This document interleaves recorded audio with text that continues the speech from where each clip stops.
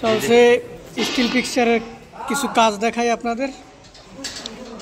এটা হচ্ছে একটা কলম, তো সরি বিম। তো আমার কাকা বিম বানাইতেছে, দেখেন।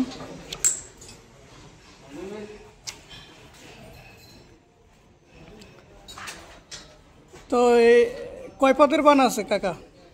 সাইড সিস্টেমের বান আছে, সাইড পদের বান। জি, নিজের সময় যে বান লাগে না, সময় যে বান লাগে।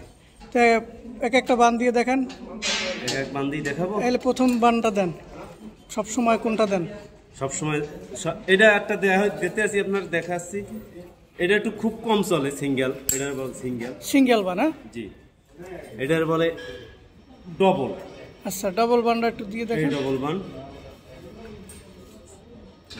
মানে কাজ জানা থাকলে আর কি যে কোনো কেউ এই স্টিল পিকচারে মানে মোয়াল্লেমে ঢুকতে পারবে, মিস্ত্রিতে নাকি? জি জি, কাজ জানা থাকলে ঢুকতে পারবে, বিশেষ করে এই বান জানা থাকলে। বান জানা থাকতে হবে এবং মিটারও বুঝতে হবে। আচ্ছা, খালি বান জানা থাকলেই স্টিল পিকচার হবে না। তো বান দিলেন কয়টা? তিনটে নাকি? তিনটা। একটা সিঙ্গেল বান, একটা ডাবল বান, আর একটা এই বানটার কি বান বলে? এটার বলে আপনার বাংলায় কি বলে? বাংলায় বলে ওই আররুপেস।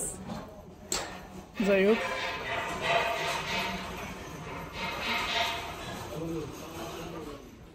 তো দৈনিক আপনারা কয়টা এরকমের কলম বা বিম বানান? কয়টা বানান লাগে? হিসাব নাই, বুঝছেন?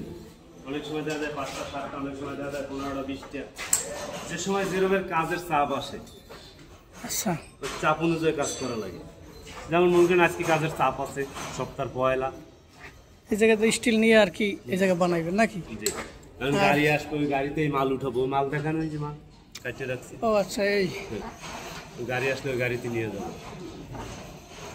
পরে নিয়ে ওই যে জায়গায় কাজ বসাইবে, ছোট করে যে জায়গায় যে মাপ আসে ওই মাপ অনুযায়ী লাগাই দেবো।